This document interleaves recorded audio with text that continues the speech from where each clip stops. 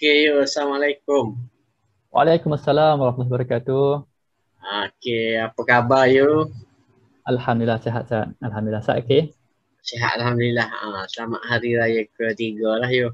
Selamat Hari Raya. Maaf lahir batin. Maaf Kita saya susah deh. baca tak. Walaupun kita tak pernah jumpa tapi mungkin melalui WhatsApp atau melalui video ni pernah buat silap. Minta maaf dah. Tak apa sama jugalah. Saya minta maaf lah kosong-kosong. Baik-baik. Okey, ni sesi saat nak interview you ni rentetan daripada video pertama itulah. Jadi video kali ni kita nak tanya you beberapa soalan lagi dengan harapan dapat memberi impak yang baik kepada para penonton. And then tak ada lah, tu saja. Jadi kita nak wrap up lah video ni. Pertamanya saya nak tanya you, okay, lepas pada you cerita you melalui fasa perubahan tu, turning point sebab daripada asbab dia adalah kematian arwah ayah you. And then you cerita you kerja apa semua. Hari ni saya nak tanya, okay, selepas pada you berhijrah tu, apa aktiviti you? Apa benda yang memberi impak pada kehidupan you? You gimana lepas pada tu? Okay. Selepas kematian arwah papa, you masih biasa lagi. Pada zahir orang luar nampak you ni macam tak ada gapa-gapa lagi lah. Cuma bila you buat umrah ya, bila you buat umrah, cerita dekat you buat umrah sebelum ni. You cerita dah buat dalam video pertama tu you pergi 40 hari, Alhamdulillah. Jadi bila dia balik pada umrah tu, kita dari segi social life kita tu ada sedikit perubahan lah. Mungkin saya perasan. Maknanya kalau you join saya lepok-lepok, kita ada barrier lah, kita ada macam ada protection sikit. So kita lebih pada casual, tidak mana terlalu mengikut sangat lah kehendak hati nafsu kan. Dan you sedang mencari identiti bagaimana kita nak jadi orang yang mana baik terhadap mama, baik terhadap family. Dan waktu tu juga umur 24 tahun you dalam proses untuk berkahwin dengan isteri you sekarang ni lah, Sarah. So jadi antara turning point bagi satu orang itu untuk berubah adalah bila dia nak melalui satu fasa kehidupan baru. Contoh bila dia nak kahwin, dia kena rasa dia kena do something lah about ourselves. Jadi time tu dia pun fikir, okay, kalau aku nak kahwin ni aku jadi suami orang, mungkin aku akan dapat anak, dan jadi aku kena make sure aku ni satu orang yang boleh pimpin keluarga aku. Jadi waktu itulah you pun semakin ada kekuatan untuk cari jalan untuk you berubah ke arah lebih baik. Okay. Jadi lepas tu you pergi ke mana tu? Apa yang kata satu action yang besar lah yang memberi impact pada you tu, you dalam proses baru nak berkahwin dan sebagainya tu, you gimana lepas pada tu? You gimana tu benda tu bagi impact apa ke you? Okay, baik. Macam yang sebelum ni you pernah share dengan Asad kan, sifat Allah Ta'ala ni, dia akan tolong kita lebih daripada effort kita. Okay. Bila kita ada sedikit niat untuk buat kebaikan, dia akan bagi jalan-jalan untuk kita jadi baik. Jadi bila you dah mula ada niat nak ubah, nak baiki diri, bila you hijrah dekat Australia, waktu tu you kat Australia dekat Gladstone. Gladstone ni dia tak jauh daripada Brisbane lah. You hijrah dekat situ lebih ke 2 tahun lebih. Jadi bila you kat Gladstone tu, you start mula nak jaga semaya, you jaga makan kan. Jadi waktu tu dekat Gladstone tu tak ramai orang Islam, minority lah. So kita tak tahu nak dapatkan sos makanan yang halal. So waktu tu you pun cuba cari supply ayam daging halal you nak bersikap, you pergi ke dekat market, wet market, you pergi ke restoran tanya, do you have any halal meat, halal chicken or beef? Semua macam pening kata, halal? What do you mean? I mean any meat that's supplied by Muslims, slaughtered in Muslim way. Oh, memang tak ada. Jadi time tu you pun tanya saya pun ada ya, ada baru ni satu orang Indonesia yang dia memang duduk sana lama dah, bertahun-tahun dah dia dekat Gladstone. Dia ni memang perwatakan dia satu orang imam lah. Dia dengan pakai kopiahnya, dengan dia ajak orang pergi masjid, ajak pergi surau. Jadi dia pernah invite member-member you ni, orang Melayu ni makin rumah dia, dan dia pun ajak pergi surau. Jadi bila dia tahu pasal lelaki ni, nama dia Pak Ghafur, Indonesian, dia pun call dia. Okay. impression you terhadap Pak Gafur ni mula-mula ya rasa dia ni dia ni macam orang tabligh lah. Sebab apa? Sebab bila ditanya dia pasal ayat, dia kata okey you datang surau. Nanti I bagi address surau. Dia pun kata tak biasa, tak boleh nak jumpa luar nak dapatkan ayat je, nak beli ayam dengan daging. Tak apa, you bagi punya address, I pergi rumah you. Okay, jadi cara dia tu dia macam dia insist untuk dia bawa kita ke surau. You pun rasa macam dia ni pelik. Biasa kalau orang biasa tak akal sungguh-sungguh nak ajak kita pergi surau. Bila dia mari rumah dengan pakai piyah, dengan pakai jubah, kita rasa macam pelik, awkward lah dekat Australia kan. Mana kita nak tunjuk kita ni sebagai orang Islam, satu keadaan yang kita rasa berat. Sebab waktu tu dekat Australia, kalau kita buka TV, kalau berita dia mesti sibuk cerita pasal Saddam Hussein, pasal Gaddafi, pasal keadaan yang teruk berlaku di belah-belah negara Arab sana. Impression dia tunjuk Islam teroris. So kita rasa macam kita malu nak tunjuk kita ni satu orang yang beragama Islam. Tu keadaan kita lah waktu tu. Bila Pak Gafur mari dengan keadaan dia pakai kopiah, dengan pakai jubah, dia pun ajak pergi surau. Okay, kita pun rasa macam ni satu pengalaman baru lah. Dia pun join lah dia pergi ke surau dengan niat untuk ambil ayat. Sampai kat surau tu kita pun mulalah attach dengan dia, start semai Jumaat dengan dia, dan every time dia akan mari rumah ajak semai Jumaat. Mari waktu maghrib dia mari, waktu isyak dia mari. Even subuh pun dia offer juga. Subuh dia sanggup mari rumah dan ambil you pergi semaya ke surau. So waktu tu lah. Ya sorry ya. Mula-mula ramai juga pergi. Mula-mula pergi ramai-ramai. Lepas tu lama-lama you sorry lekat. Alhamdulillah. Sebab waktu tu member kita sendiri pun waktu kita ada free time kita sibuk dengan nak video call dengan family. Ada nak tengok drama, nak tengok movie. Jadi masing-masing sibuk lah dengan masa yang ada. Tapi alhamdulillah dalam ramai tu walaupun you ni antara yang paling nakal lah waktu tu you rasa. Tapi Allah pilih you. Jadi macam suka dengan semaya Jumaat dan kita pun sangat attach dengan Pak Gafur tu. Okey, alhamdulillah. Jadi dan you pun kata menempel lah dengan Pak Gafur ni. Menempel lah ikut dia lah aktiviti dia. Yes. Okey, alhamdulillah. You nak cerita kelasat sikit pasal effort yang Pak Gafur ni buat. Dia ni bukan sekadar dia ni semaya berjemaah, tapi dia lah orang yang mana yang menghidupkan suasana agama dekat Australia, dekat Gladstone tu. Dia telah sewa satu rumah teres. Kira ada rumah tu rumah orang non-Muslim lah, orang lokal, ada anjing apa semua. Tapi rumah kita tu dia sewa dan dia adalah lebih kurang 5 orang yang permitted untuk bayar monthly payment tu. Dan dia lah orang yang mana akan jumpa dengan semua orang Islam.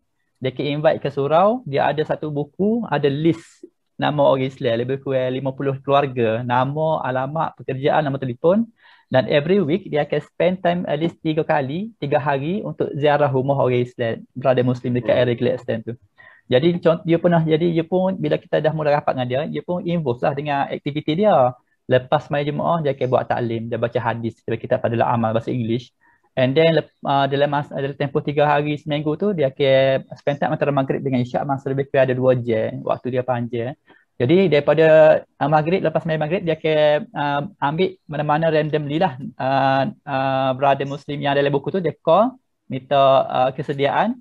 Okey, dia pun ada orang ready nak jumpa, dia pun letaklah address tu dalam GPS. Kadang-kadang setengah jam journey nak sampai rumah tu, setengah jam. Sebab rumah Islam dia scattered. Kalau kita di Malaysia ni keluar masjid rumah orang Islam belakang dah. Sana orang Islam rumah dia scattered. So daripada Masurau pergi ke rumah setengah jam. Jumpa 15 minit, catch up pasal aktiviti kita buat, ada sembahyang Jumaat, ada sembahyang Jumaat, ada buat makan-makan dan sebagainya. Dan balik ke surau, balik doa untuk orang yang kita jumpa tu supaya Allah pilih untuk dia jadi orang yang menghidupkan surau. Jadi masya-Allah daripada dia tengok suasana surau tu, sembahyang Jumaat dia buat juga walaupun 10 orang, walaupun tak cukup 40 orang dia ikut mazhab Hanafi. Sana ramai orang India, orang Pakistan dia pakai mazhab Hanafi. Hanafi ni 7 orang pun boleh buat sembahyang Jumaat dah. Okey. Jadi walaupun 10 orang sembahyang Jumaat, dengan sebab effort Pak Gafur ni yang dia istiqamah jumpa dengan orang Islam sana, hari setiap minggu dia ada penambahan Ustaz. Daripada 10 orang naik 15 orang, 20 orang. Jadi within a year, nampak sangat. Within a year you duduk sana sampai satu tahap penuh orang sembahyang Jumaat. Daripada asalnya hanya orang India, Pakistan, orang Melayu duduk 3 orang. Jadi ramai pula orang Arab mari, orang daripada orang lokal Mak Saleh masuk ribet pada Islam pun mari. Jadi sampai tahap surau tu penuh. Tak muat orang nak sembahyang Jumaat. Allah, besarnya sebenarnya Pak Gafur, maknanya malu berasa kita, sak berasa malu jadi dilahirkan Muslim tapi kita selesa tak buat effort gitu tak. Tapi Yalah, mungkin kita duduk di Malaysia tak perlu buat effort gitu, tapi kita boleh baiki dari sudut lain. Tapi maknanya dengar cerita you ni, besarlah effort hamba Allah bernama Pak Ghafur ni. Sat, kita ni bila kita duduk di negara yang Bukit Islam, kita akan ada satu perasaan sangat sayang dengan brother Muslim kita. Jadi bila contohnya bila you pergi ke surau tu, pada jumpa dah semakin, jumpa tu kita jumpa kita punya brother dekat sana, kita akan peluk dia, kita akan peluk, my brother, long time no see, I miss you so much, how you doing? Jadi mesra lah, jadi mesra. Benda tu tak berlaku di Malaysia, yes, tak berlaku di Malaysia. Malaysia walaupun duduk sekapung, jumpa kadang nak saling pun tak tengok mata. Tapi kalau sana sebab kita cetung. Sana kita rasa sangat berharga satu orang Muslim sebab payah nak jumpa. Jumpa tu kan, bila kita nampak dia ni, kita pun macam nampak orang muka-muka Arab kan, kita pun kita macam bertanya lah, ni orang Islam kau duduk. Kita pun tanya, bagi salam, Assalamualaikum. Bila dia jawab tu, happy sangat Asad rasa. Masya Allah, ya Muslim brother, Masya Allah. Jadi itulah keadaan yang mana dia rasa membuat you nampak satu keadaan Islam ni sangat-sangat special lah. Sangat-sangat special. Alhamdulillah, Sak boleh relate sangat gapo you ayat tu sebab Sak pun dulu pernah travel jugalah. Alhamdulillah lah sebab kerja sebelum ni kerja sebagai steward tu. Jadi rata-rata juga jadi Sak totally boleh relate gapo you ayat tu. Macam kita pergi overseas, you tu duduk dalam komuniti Muslim. Sak pergi overseas rata-rata lah. Jadi antaranya Sak tengok sifat orang Mak Saleh. Bukan kata saya kita nak mengagung-agungkan dia, tapi tertik dia tu, adat dia tu. Sekarang kita masuk 7E dia ke, bukan 7E lah, macam convenience store dia whatever pun, cara dia greet kita, thank you ke apa ke, macam jumpa orang lain pun dia greet, dalam perjalanan pun greet morning ke apa. Jadi benda tu rasa macam adat sopan tu tinggi dia lah. Satu benda kita kena ada. Patut kita apply benda tu. Adat sopan tu tinggi dia. Jadi benda tu pun dapat dalam steward. Environment kerja kita ni dia panggil courtesy. Courtesy, kita tolong buka lift kat orang, kita tolong teher. Kita tolong, kalau orang tak greet kita greet orang dulu. Pasal benda tu dia nak latih kita ni, steward ni dalam flight. Jadi kita jadi, pasal Malaysia Airlines dulu pun banyak benda award best cabin crew kan, makna peramuh, makna kita bawa culture Malaysia. Jadi benda tu dalam sehari-hari rumah di kampung kita tak praktis pun you. Even syllabus kat universiti pun tak ajar, sekolah menengah pun courtesy ni. Jadi secara tak langsung benda you ayat tak boleh faham lah, macam jumpa sama Muslim, rasa mesra, kita tanya khabar dia dulu. Okay, menarik.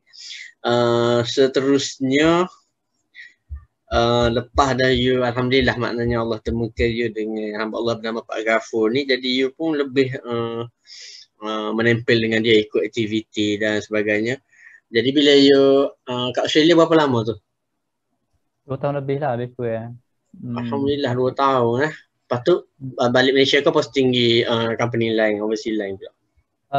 Okay, jadi you ni pun kerja rata-rata kan. Jadi kat Australia tu, kat biasa tu antara yang tempat paling lama lah you kerja. Maksudnya dekat 2 tahun lebih tu you kerja sana.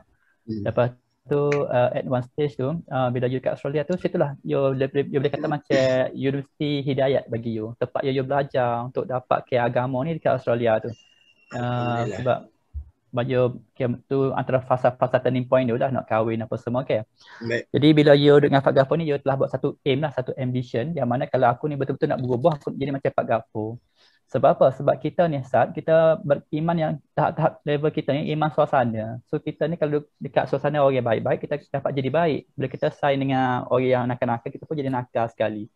Jadi dia takut dengan keadaan diri you ni, takut bila kita dihantar ke tempat yang mana sesuatu boleh merosakkan kita, dia pakai rosak.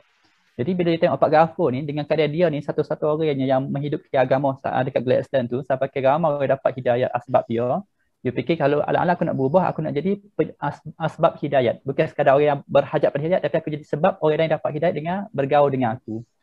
The source of hidayat, the means of hidayat. Jadi waktu itulah dia pun tekad aku nak belajar usaha dakwah ni. Macam mana Pak Ghafur, sampai tahap aku boleh jadi macam Pak Ghafur, aku dihantar ke China ke, dihantar ke South Africa ke, dihantar ke Amerika ke, aku duduk situ, agama hidup bersama dengan aku. Bukan sekadar kita mencari nak menempel dengan suasana, tapi akulah yang akan hidup ke suasana. So tu dah dia punya new ambition lah lepas dia dapat hidayat. Okey, jadi habis di Australia tu you pun balik Malaysia tu lah. Okey, pun time tu you ingat lagi waktu tu dekat Australia tu sebelumnya balik ada jemaah daripada Australia. Dia mari ke tempat you kat Glacier, dia pun ajak pergi istimak, ada istimak dekat Brisbane. Okey, istimak ni perhimpunan umat Islam lah, kita pernah dengar kan, kelas yang paling besar lah COVID tahun lepas kan. Daripada istimak di Seri Petaling. Istimak tu perhimpunan sebenarnya, dia kumpulkan seramai mungkin umat Islam dan dia akan bagi nasihat, dia akan hidupkan amal agama selama 3 hari dekat istimak tu, dan tujuan dia untuk keluarkan seramai mungkin jemaah untuk buat usaha dakwah ke tempat-tempat lain pula. Jadi bila ada jemaah-jemaah sampai ke tempat dia pun invite ada istimak next week dekat Brisbane, dekat kawasan nama Dara, ada Masjid Dara. So nak cerita ke Ustaz Yo ni, asal waktu tu kita ni suka dengan amal agama Islam tapi kita masih malu lagi untuk pronounce kita ni Islam. So bila you nak pergi ke surau, you naik basikal, you akan pakai baju biasa, you akan letak dalam beg lah jubah, piyah dan sebagainya. Sampai kat surau balah kita pun saling pakai jubah untuk kita semaya. Okey, sebab apa? Sebab kita takut nanti orang tak selesa dengan penampilan kita kan. Takut orang takut, tak secure dengan keadaan kita ni orang Islam. Tapi itu impression kita saat tu, kita punya sangka kita bukan reality sebenarnya. Baik. Sebabnya bila kita nak pergi istimak tu, kita punya semangat ni lain macam. Sebab ramai-ramai kan lebih kira 2 butir kereta daripada Brisbane, daripada Gladstone ke Brisbane 7 jam perjalanan. So bila kita ramai-ramai nak pergi istimak ni, kita pun semangat. You pun pakai jubah siap-siap. Orang lain pun semua pakai jubah. Jadi bayangkan dekat Australia, kita pakai jubah dengan pakai piyah lagu ni. Kita pun naik kereta, berhenti, tersi minyak, beli makanan tepi jalan.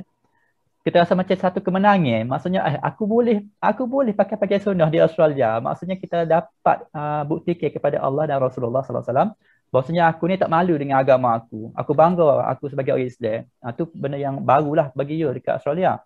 Tapi bila kita pergi ke kedai, you pergi ke kedai, kedai tu you nak beli roti lagu tu lah. Dia pun pelik lah dengan pakaian kita ni kan. Dia tanya, wow, is this your culture dress? I like it. Dia pun yalah, no, this is Islamic dress. Oh man, I like your dress, I like your style.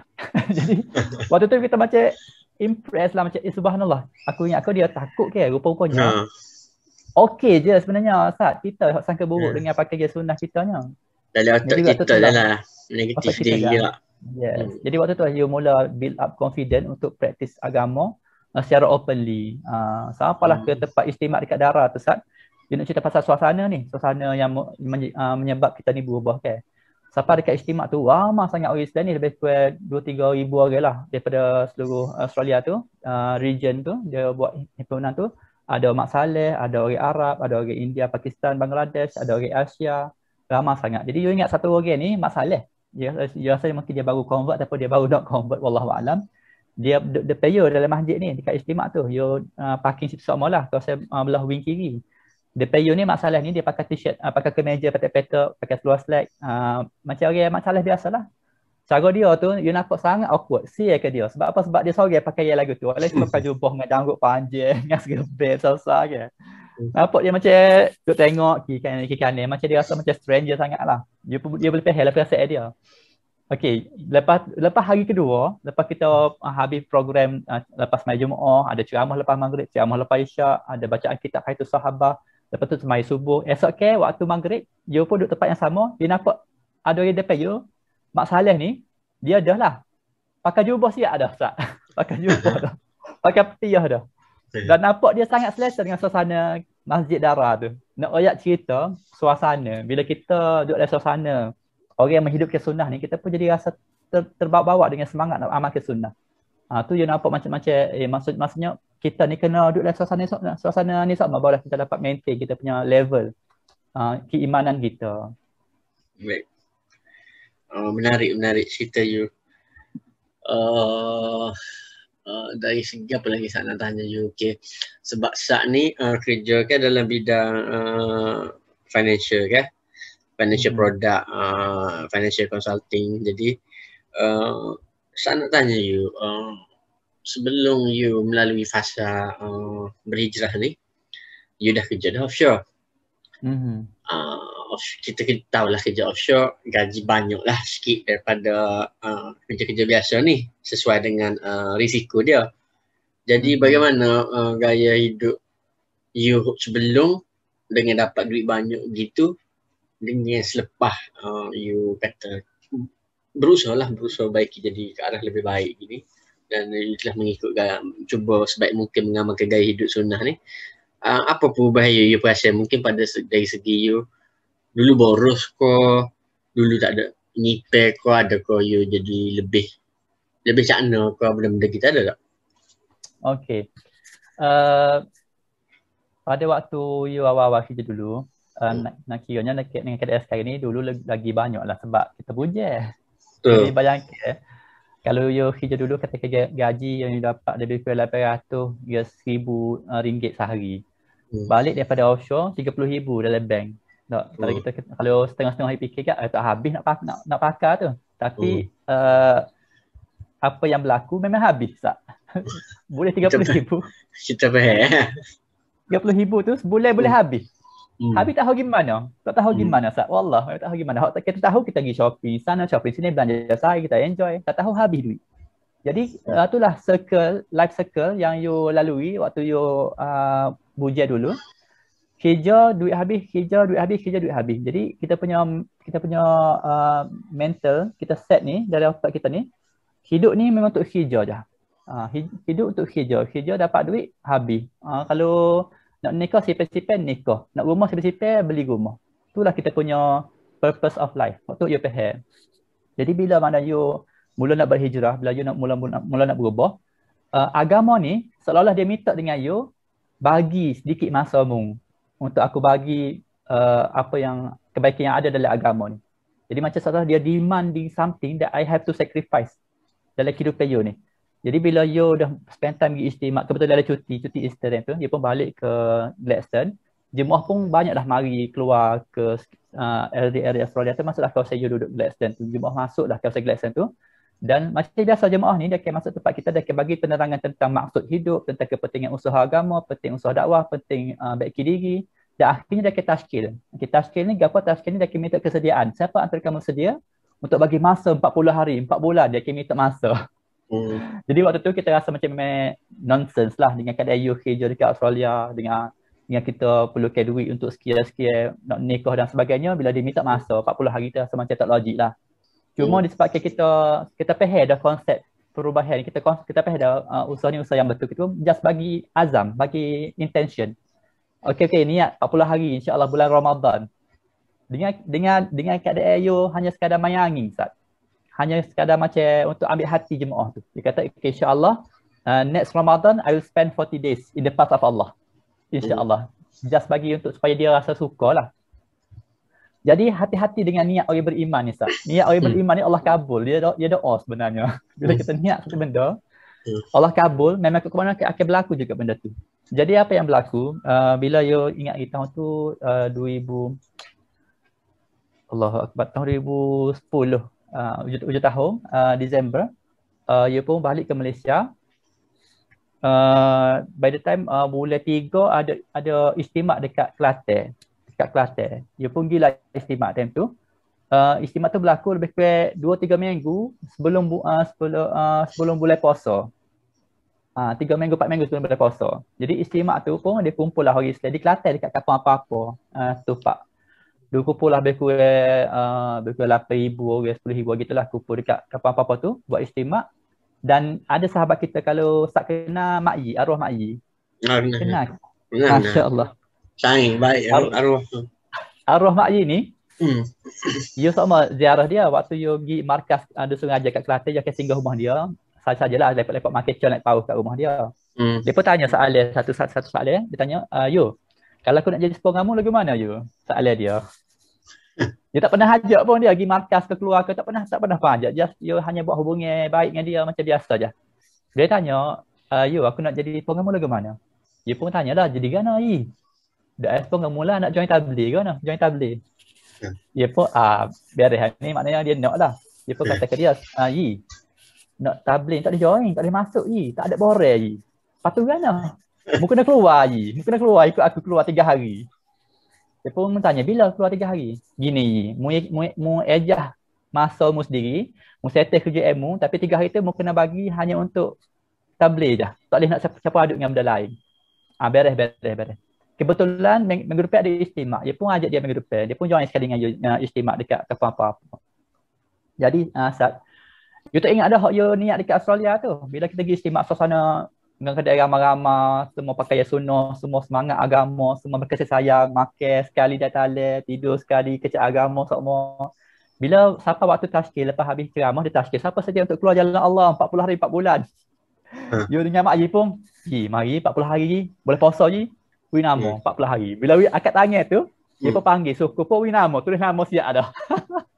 Tulis nama siap dah, betul jemaah dah. Ada nama you, nama mak Haji dengan beberapa orang lagi. Okey, ni jemaah 40 hari keluar 15 Syakban. Minggu depan lah, 15 Syakban ni, kita akan keluar 15 Syakban, kita akan sapalah seminggu sebelum aja baru balik 40 hari. Jadi maknanya, boleh puasa lah keluar time tu, termasuk boleh puasa lah.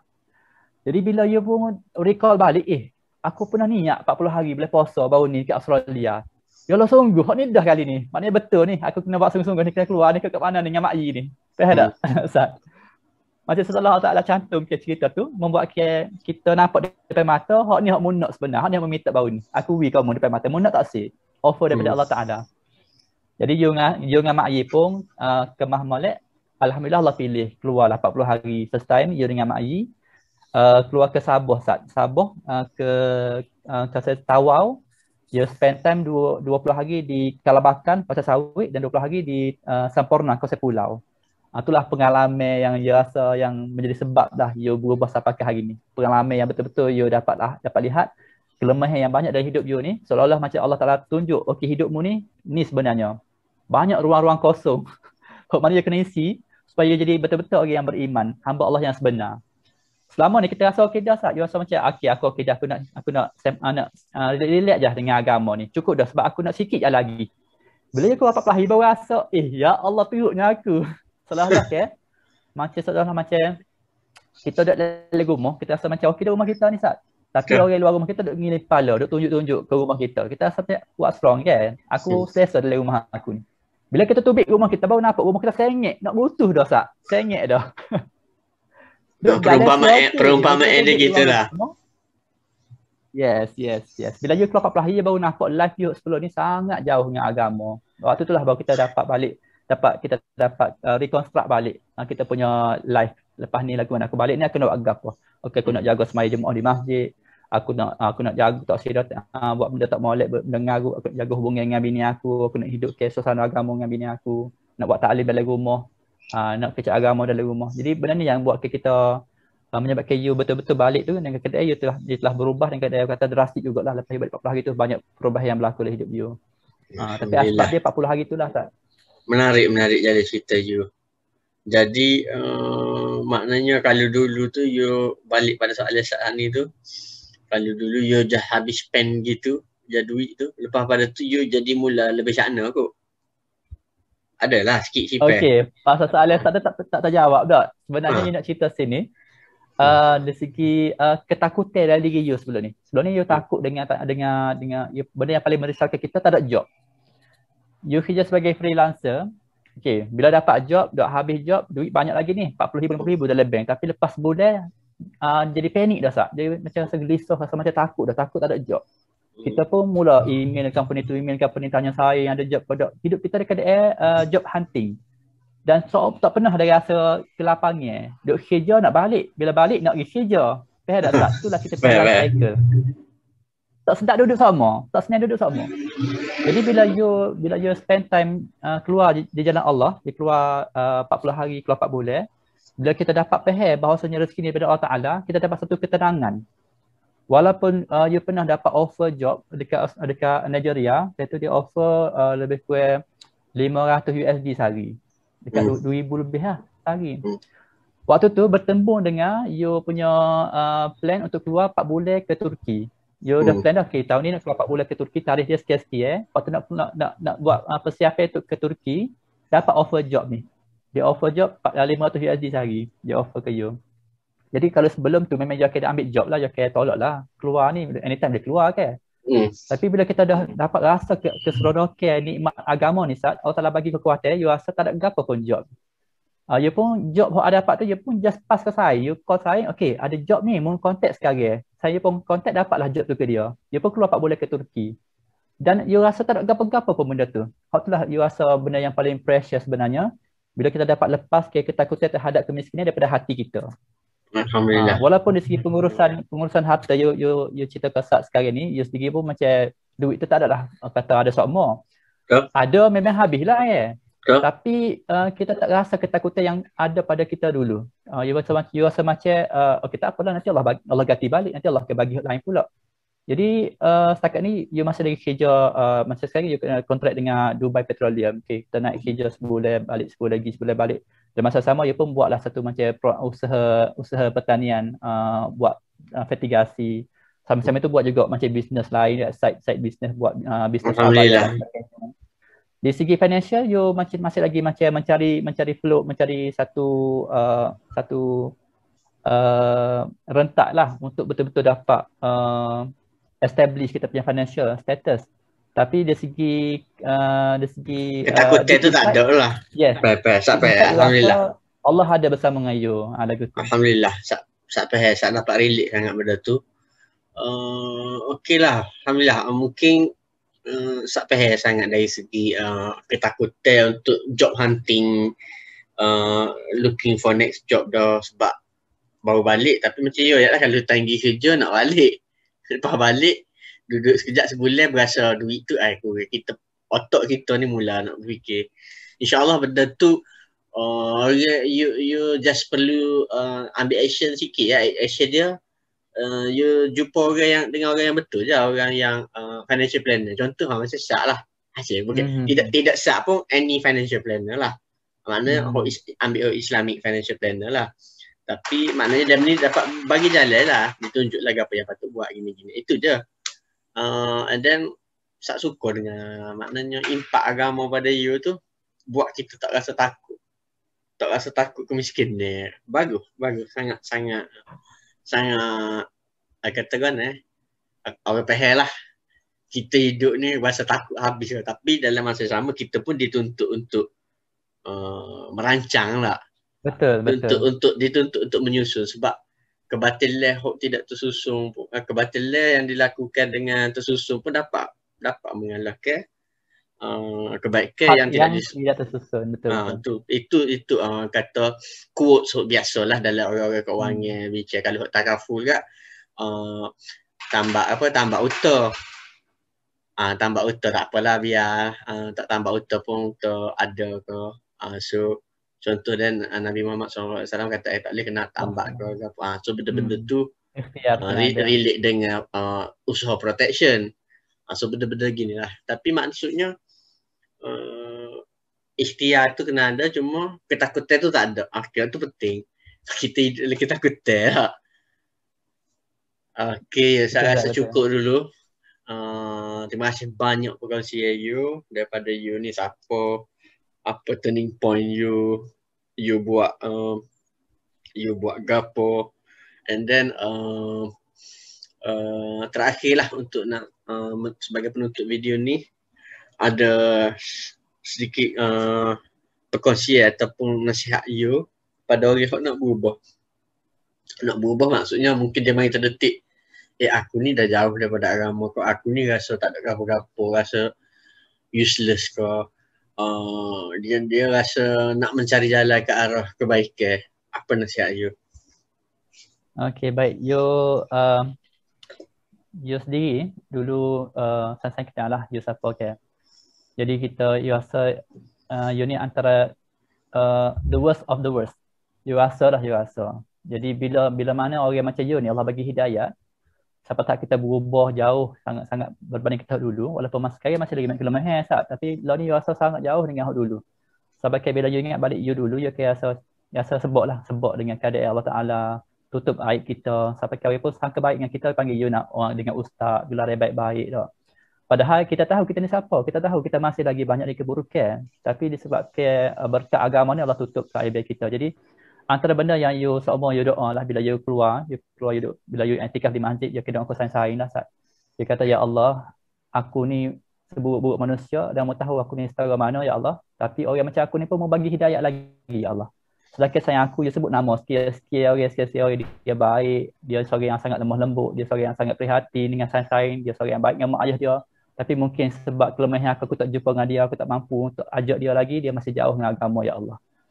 Aku harap membagilah hidayah kepada dia dengan sebab aku ataupun dengan sebab apa sekalipun, dengan sebab kesusahan dia, sebab doa mak ayah dia, membagi mereka semua hidayah, ya Allah. Itu benda yang minta sama dah dengan kesayangan, sebab sains ni baik, Ustaz. Atau tak tahu kita Iyalah, nak sayang dengan sains kita ke? sayang kita betul. Jadi mereka ni ada keistimewaan masing-masing. Ada yang jenis mudah bahasa, ada yang jenis akan tolong kita kat mana pun mereka kita susah. Cuma bab agama aja yang mana belum sampai masa lagi Allah Taala bagi mereka hidayat untuk mereka sempurnakan solat contohnya, untuk jaga daripada benda-benda yang tak molek contohnya. Jadi nasihat you bagaimana yang you sendiri lalui, you nasihat supaya yakinlah kita cari selama ni kebahagiaan, kita enjoy, kita dengar lagu, kita pergi konsert, kita buat gapo-gapo, kita ambil gapo-gapo, satu je kita nak, kebahagiaan. Kita nak ketenangan dalam hati kita. Jadi yakinlah, kita kena yakin ke dalam hati kita bahawasanya sebagaimana Allah Taala firman dalam surah Ar-Ra'd, ala bi zikrillah tatma'innul qulub. Ketahuilah sesungguhnya ketenangan, kebahagiaan dalam hati hanyalah dengan kita ingat pada Allah Subhanahu Taala. Hanya dengan ingat pada Allah saja kita boleh rasa tenang, bahagia. Sebagaimana yang kita cari selama ni. Kita kumpullah segala maksiat kita boleh buat. Saat kita ada duit, kita ada harta, kita ada populariti, kita boleh buat segala maksiat kita boleh buat. Kumpullah segala maksiat kita boleh buat tu. Dan kita buatlah lagu mana hebat pun maksiat tu. Nak bandingnya satu saat kita sujud pada Allah. Kita sebut nama Allah. Jauh lebih hebat kenikmatan taat pada Allah Ta'ala tu, Ustaz. Dapat rasa bila kita dapat doa pada Allah Ta'ala tu berair mata, Ustaz. Allah tu rasa perasaan yang sangat bahagia. Rasa lapang dada ni. Bila kita boleh menangis, minta ampun dengan Allah Ta'ala. Lain kan kita menangis sebab depression, lain sebab depression sebab masalah harta ke, pisah dengan keluarga ke, pisah dengan bini dengan girlfriend ke. Nak banding dengan tangis saya sebab takut dengan Allah Ta'ala ni tak serupa. Walaupun nampak zahir orang doa dekat Allah, dia jerit, dia macam sebok sekok, macam nak putus nyawa, tapi sebenarnya hakikat dia rasa bahagia, Ustaz. Kita boleh impress rasa sedih kita pada Allah, rasa kecewa kita terhadap diri kita, rasa takut kita pada Allah. Bila kita dapat luah ke perasaan itu, rasa lapang sangat dada. Baik. Jadi nasihat you yang kedua, macam mana Allah Taala berfirman dari surah At-Taubah, la taqnatu mir rahmatillah. Jangan kamu sekali-kali putus asa dengan rahmat Allah. Itu saja, jangan putus asa. Mungkin family kita give up dengan kita, mak ayah kita give up dengan kita, bini kita give up dengan kita, walaupun kita pun give up dengan diri sendiri, tapi dengan Allah jangan. La taqnatu min rahmatillah. Janganlah kamu putus asa dengan rahmat Allah. Sebab apa? Dosa kita boleh buat lagu mana dahsyat sekalipun, Ustaz, tak mampu menandingi rahmat Allah. Tak mampu menandingi keampunan Allah. Kita boleh buat dosa lagu mana hebat, lagu mana pun, Allah ready untuk ampunkan kita sekelip mata. Apa perlu kita buat? Kembali pada Allah. Rujuk pada Allah. Itu je kita kena buat. Untuk rujuk pada Allah, nasihat yang terakhir, yang ketiga terakhir, kita kena mujahadah, kena lawan nafsu, kena nebing, kena cawak kotel, kena sungguh-sungguh habis geng lawan nafsu kita. Sebab apa? Sebab hidayat ni takkan mari kepada orang yang tak sik usaha. Sebagaimana rezeki, kita kata rezeki ni nak dapatkan duit kena kerja. Nak bayar sewa rumah kena cari duit bayar sewa rumah. Nak makan kena masak, kena beli makanan baru boleh makan. Okey. Di sebalik asbab kenyang adalah effort untuk kenyang. Sama juga dengan hidayat. Hidayat ni Allah bagi, tapi untuk dapat hidayat kena usaha. Usaha dia adalah mujahadah, lawan nafsu. Sebab Allah berfirman surah Al-Ankabut, wallazina jahadu fina lanahdiyannahum subulana. Sesungguhnya mereka yang bermujahadah di jalan kami, maknanya dia sungguh-sungguh lawan nafsu dia sungguh-sungguh lari pada maksiat, sungguh-sungguh ubah keadaan dia, maka Allah Ta'ala bagi tahu lanahdiyannahum subulana. Allah akan bimbing mereka, pimpin mereka, bawa mereka ke jalan-jalan hidayat. Jadi hari ini kita nak hidayat, kita kena usahalah, kena usaha lawan nafsu kita. Memanglah temptation tu ada di sekeliling kita sebab suasana tu kita duduk. Kita duduk dalam suasana boleh merosakkan iman kita. Jadi kalau boleh, first kita lari dulu daripada suasana tu. Ubah kita punya circle. Kita cari suasana tu, kita baiki diri dulu. Cari suasana yang baik-baik. Kita spend time dengan suasana yang baik-baik ni. Biar kebaikan dia tu meresap dalam diri kita. Biar kita ada kekuatan sikit untuk kita lawan temptation yang kita selalu duduk suasana kita tu. Okey, bila kita ada kekuatan sikit barulah kita balik semula kepada sunset kita dengan niat untuk heret pula sunset kita ni hak lain kepada dekat dengan Allah Subhanahu Wa Taala. Tapi kita dulu, hak penting kita dulu kena ubah suasana kita dulu kena lawan nafsu, kita dulu kena usaha untuk dapat hidayat, kita dulu kena cari kebahagiaan untuk kita dalam agama. Barulah kita usaha untuk tarik sayang-sayang hak lain. Banyak orang Ustaz, dia nak buat tapi dia takut tak ada orang ikut dia. Aku nak buat tapi mau kena ajak orang ni, kena ajak orang tu. Aku nak ikut tapi mau kena ajak dia ni sekali. Kalau dia pergi aku pergi lah. Itu sifat kita orang kita ni. Orang Melayu, orang hak bahasa ni, dia nak tengok orang lain dulu. Jadi hak penting sekali kita dululah, hak penting. Macam mana kita kalau gapa-gapa kita tengok benda-benda yang kita rasa bahaya, okay? Kita lari dulu baru kita nak selamatkan orang lain. Sama juga dengan keadaan kita ni, bila kita jauh dengan agama, kita dulu kena survive. Bila kita ada kekuatan untuk bantu orang lain, baru kita bantu orang lain. InsyaAllah. Allah. Masya Allah. Terima kasih banyak you rasa perkongsian ni. Supaya majlis taklim dah you. Jadi itu saja. Terima kasih banyak you sudi ditemu ramah 2 kali. Pun sambil-sambil nak isi masa you dah. You kan duduk quarantine. Allah. Sambil-sambil nak isi masa you duduk quarantine. Jadi itu saja. Terima kasih banyak atas perkongsian you. Mudah-mudahan perkongsian you ni siapa yang tonton video YouTube saat ni dapat jadi asbab lah. And then untuk para penonton juga, saya akan bagi link saudara Khairul ni ataupun nama social media dia Abu Khalif ni. Kalau nak mengenali beliau lebih rapat, tengok apa side business beliau, jual pakaian-pakaian muslimah daripada Dubai. Ada dia jual minyak ud, ada tak? Perfume ke apa ke? Boleh lah support sahabat kita ni. Tengok apa yang dia buat, aktiviti dia fertigasi dan sebagainya. Saya akan bagi link bawah, nanti you all tengok lah. Okay, jadi you terima kasih banyak. Itu saja. Assalamualaikum warahmatullahi wabarakatuh. InsyaAllah you pun ada juga niat dalam hati nak jumpa dengan Salah untuk dapat consultation pasal financial. InsyaAllah ada masa tu jumpa Ustaz dah. InsyaAllah no problem. Itu kita set nanti lepas you habis quarantine.